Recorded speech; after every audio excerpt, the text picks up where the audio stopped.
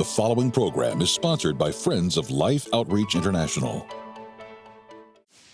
Coming up, after discovering her husband's betrayal, Lysa TerKeurst struggled with skepticism and distrust. Not only did I have trust issues with my ex-husband, I started to have trust issues with everyone, including even God. And because I just kept thinking, when is the other shoe going to drop? Exactly. And with God, how could he see that betrayal and not do something? Exactly. And what else does he see that he's not letting me in on?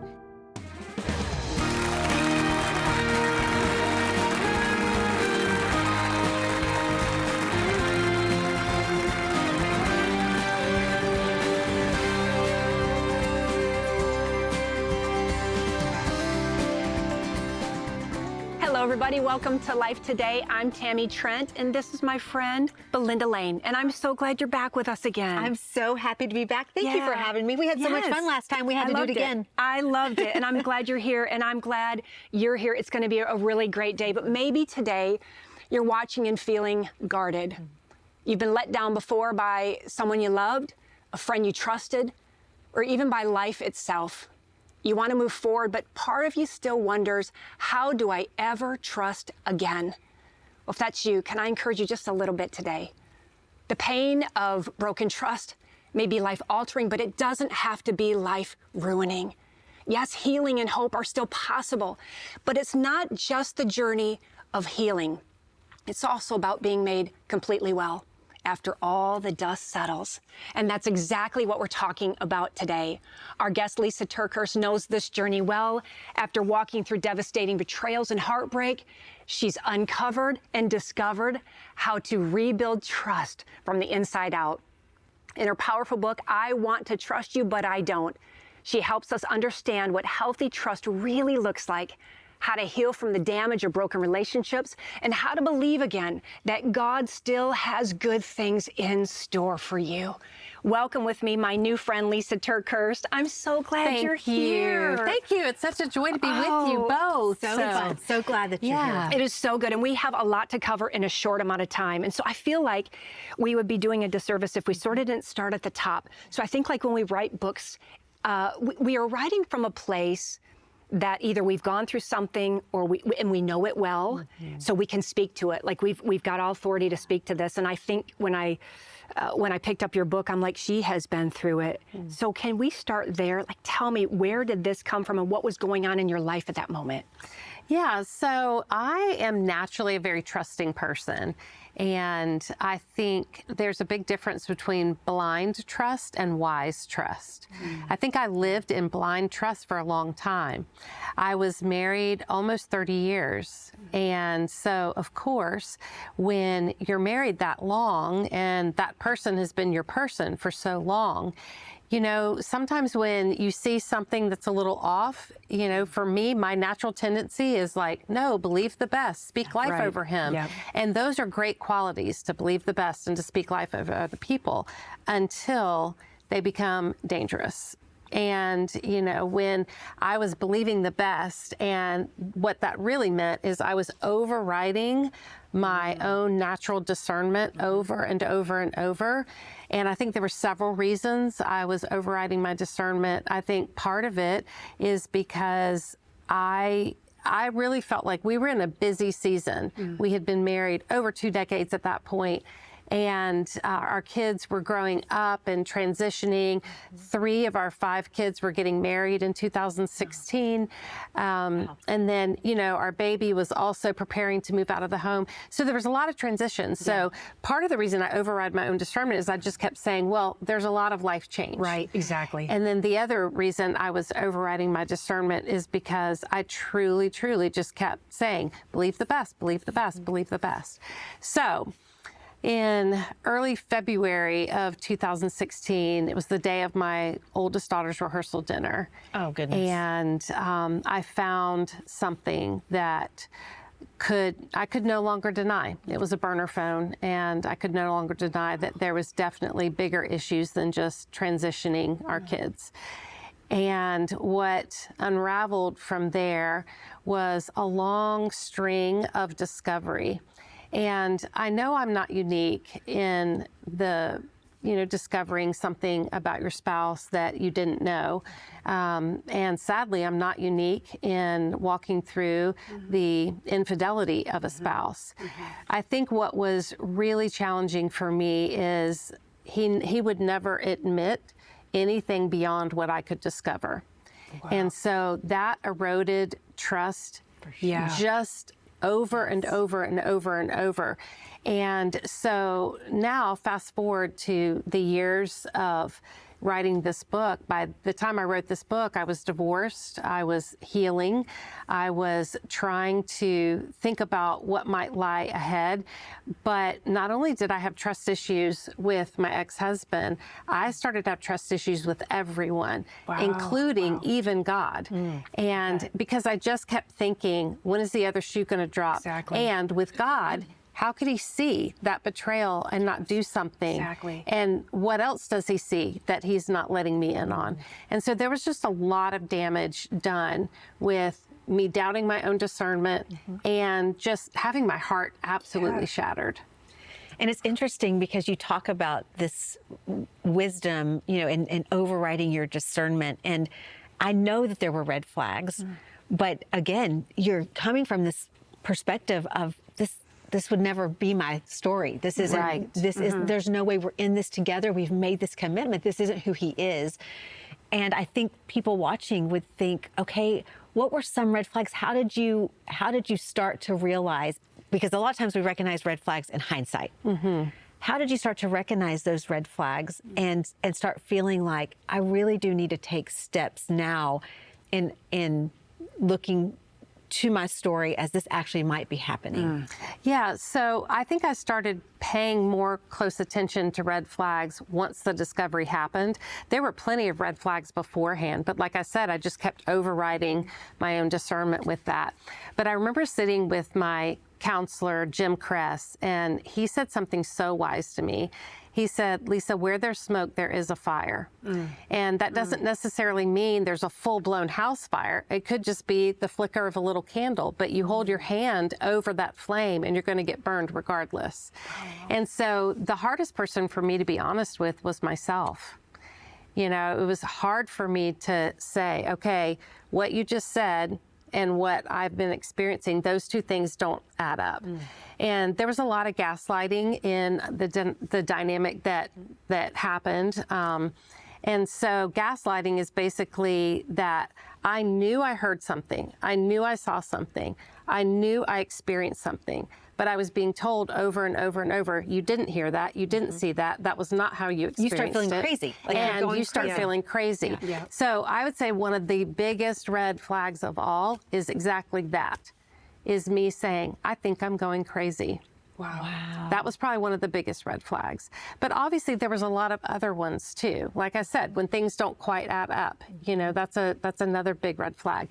And then I would also say a lack of humility in when I would ask about something, I didn't want the worst to be true. I wanted the best to be true. Right. And so I was asking, trying to confirm that I should choose to believe the best in the situation. But when there's a lack of humility, when you're asking someone and they get kind of, verbally defensive and maybe even a little aggressive back, that's hugely concerning. And so that was another big red flag, is like, is there a soft heart there?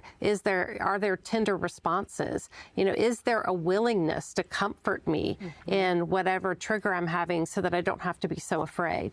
And when we ignore red flags in relationship, and that's before we get into a relationship, or even, when we're knee deep into a relationship, when we start to ignore those red flags will turn into roots of distrust inside that relationship.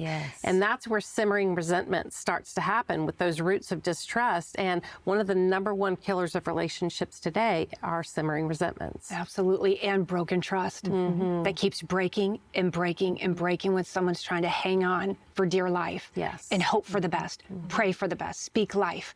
God, you say you can turn anything around, so I'm going to believe for this. But it keeps breaking, but I keep staying till I break and fall apart. And now I don't know what to do with it. Right. And now I quit on hope. because I cannot even see the other side of this. I can't even breathe. I can't move. I don't know how I will ever survive this. And I think when I sat on a plane this last weekend reading your book, I got into chapter 1, Lysa, quietly quitting on hope. And I want to tell you, I sat on that plane and I wrote note after note after note, and I landed and I shut this book and I was like, I could have just read chapter 1 and it spoke so much to me. I'm widowed, so I've experienced death in a different way. Divorce to me is the only time in life when like you mourn something that's still alive. Yes. Right. And so I got so much from this. I'm telling you, even chapter 1 spoke to me so much to hang on. But what about for the person that just feels like even today, whether it's the marriage, whether it's divorce, whether it's a friendship that failed, whether it's a church that just hurt them, or they're just in a place of just, I can't trust anymore. I don't know how. I feel like I'm doing life alone, and I've given up on hope. I've given up on everything. And why would God let any of this happen if he's good? Exactly. If he's present. What do we say to someone like that? What have you learned as you walk through this? Well, first of all, I want to say all of those feelings are very normal and natural. Yeah. You know, one of the most powerful prepositions in the Bible is the word through. It's the word through. We can't get over this. We have to go through this. You know, the children of Israel, they had to go through the Red Sea. Jesus had to go through the cross, and we are going to have to go through this. You know, there's no easy answer. But I think one thing that helped me was taking a step all the way back and just defining what is trust and why is it so necessary in a relationship? Because, you know, when a lot is happening, all of those things you just described are so real. Yes. And I guarantee you so many people listening today they're leaning in right now, Tammy, because they're like, that's me, that's where I'm at. Yep. So trust is the oxygen of all human relationships. You starve a relationship of trust and you starve it of vibrancy, and you possibly even starve it to death. And the only way that trust can be rebuilt is time plus believable behavior.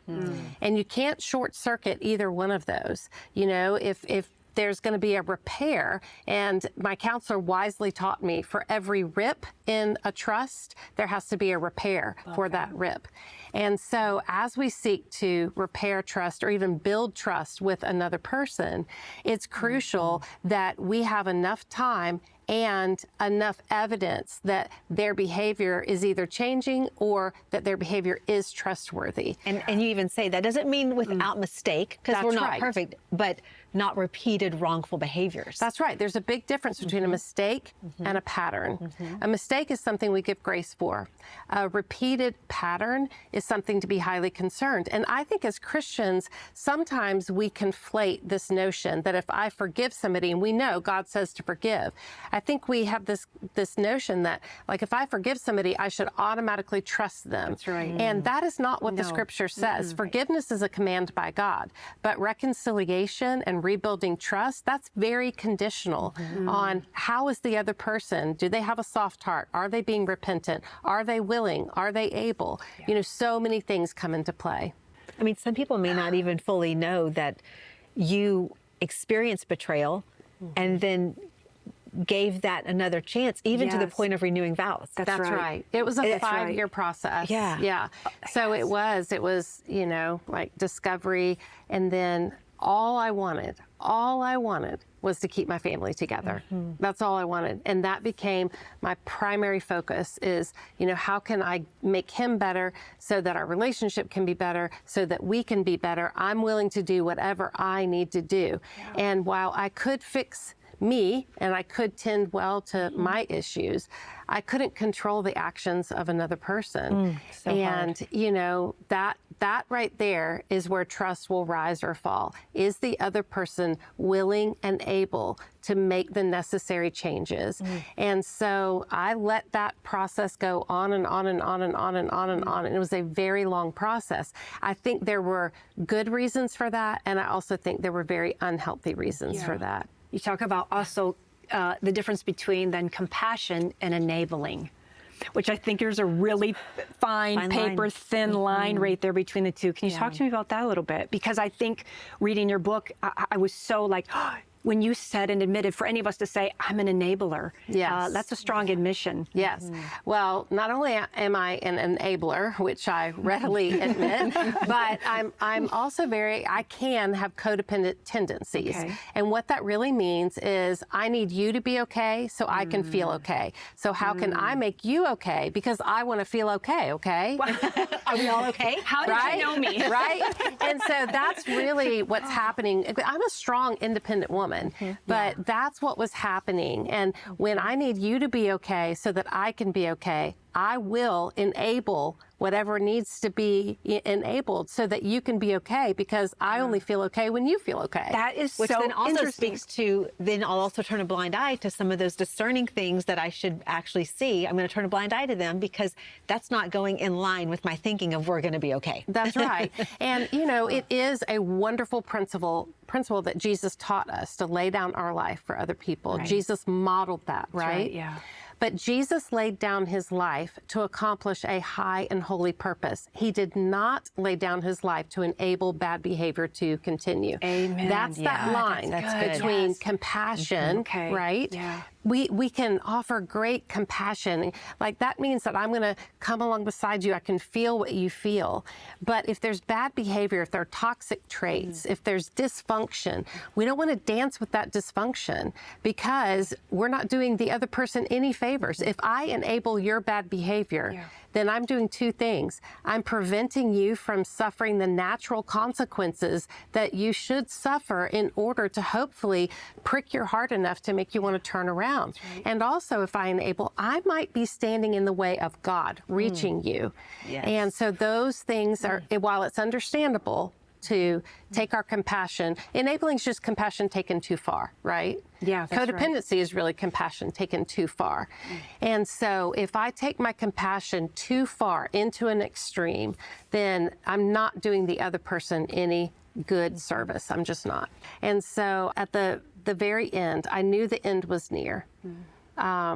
And I decided to give it one more year, but this time I was not going to enable anything. I was not going to buffer the consequences. I was going to completely remove my influence away. And for an entire year, instead of trying to be a savior, I was just going to be an observer. And without my influence, I wanted to see what he would choose. And in the end, I got the clarity I needed. It was not the clarity I wanted. So I didn't give up on my marriage. I didn't walk away from my marriage. I chose to accept a very painful reality.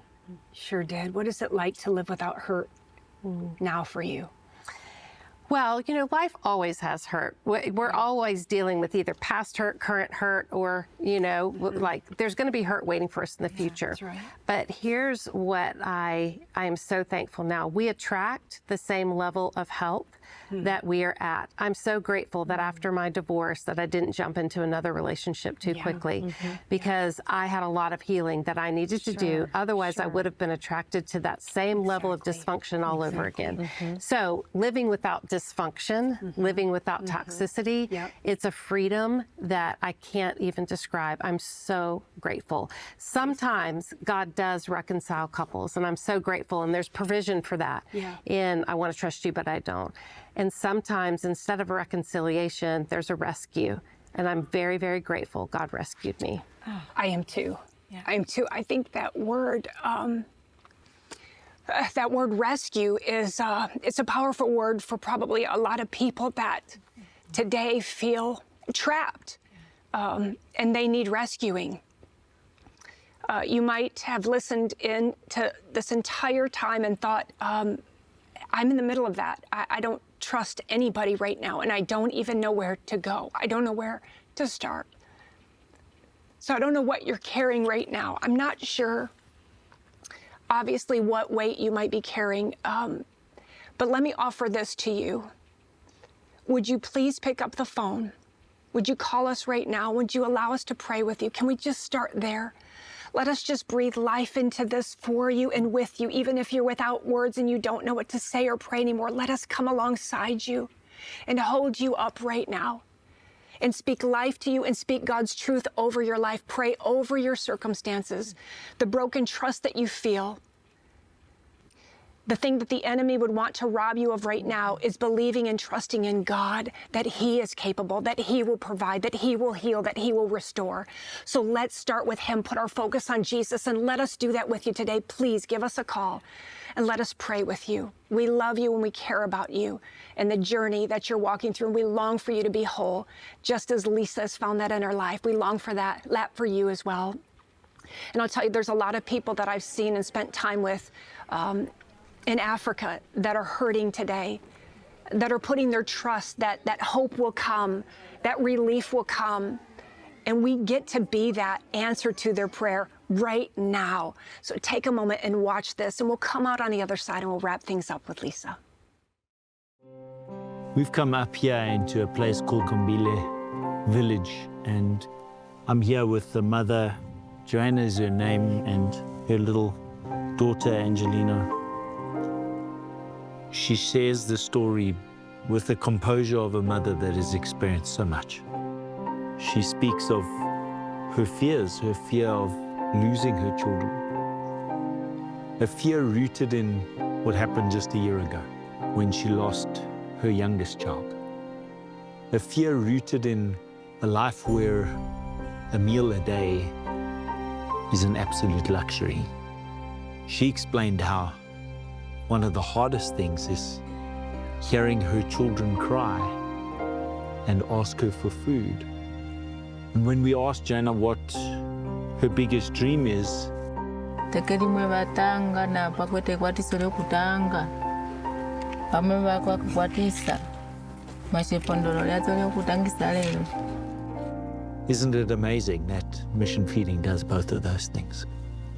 Through mission feeding, many times we use school feeding because that way we can provide the nutrition that precious little children like Angelina need, while also giving the education that means that they'll be able to provide for their own families in the future.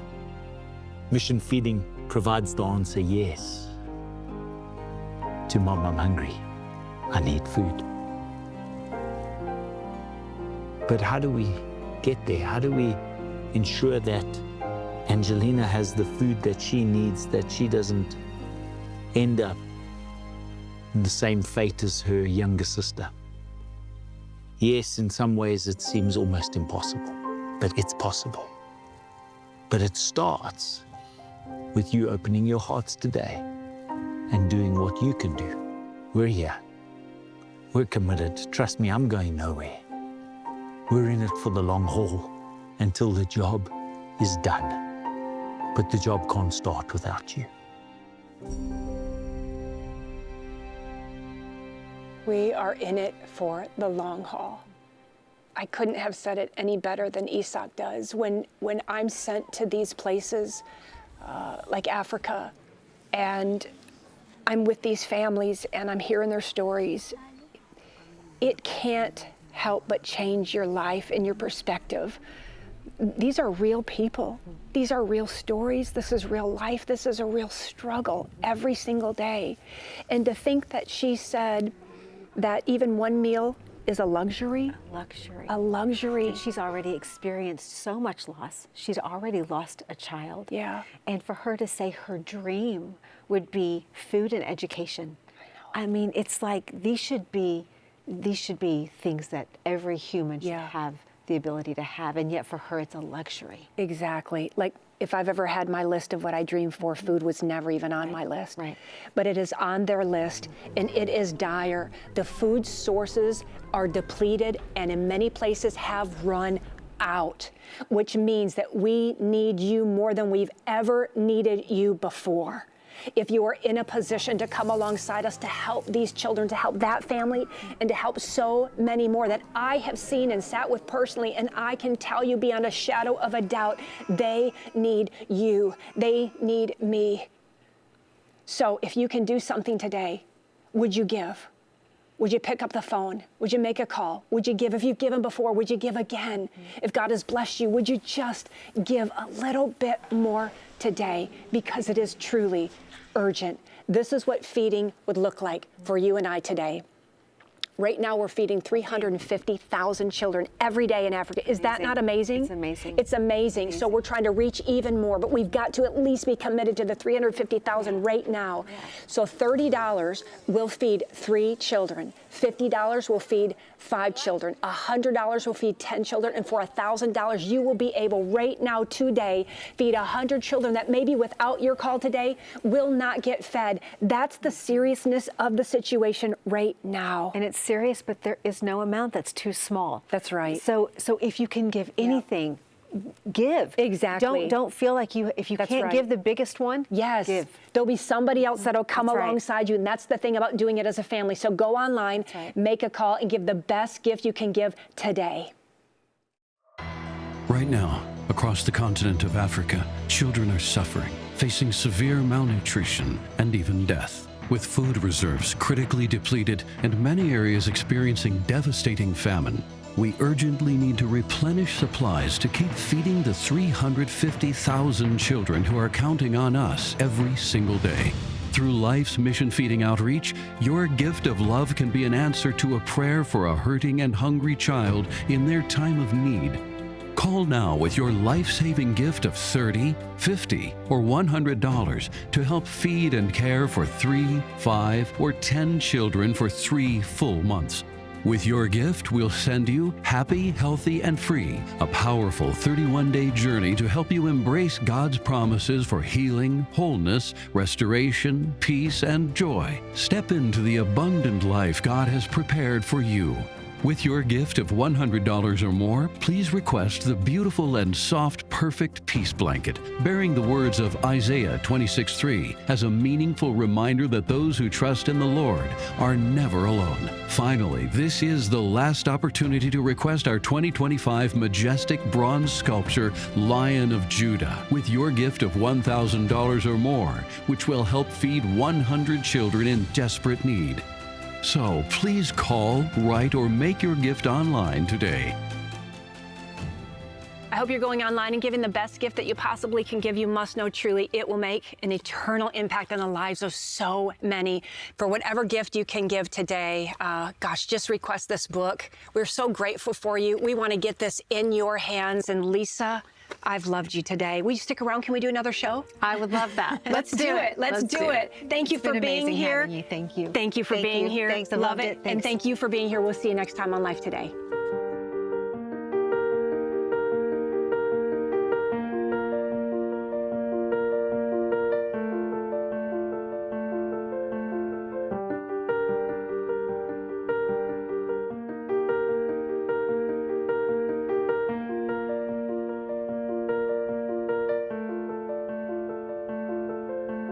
Oh, you can't hear me cry.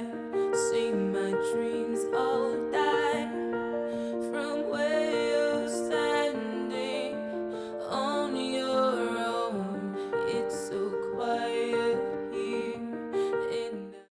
Learning to move forward is accepting what is and what isn't. Surviving an unwanted divorce. Tomorrow on Life Today. Life Today is made possible by the supporters of Life Outreach International. Your gift will be used exclusively for the exempt purposes of life. The ministry features specific outreaches as examples of the programs it supports and conducts. Gifts are considered to be without restriction as to use unless explicitly stipulated by the donor. The ministry is a member of the ECFA.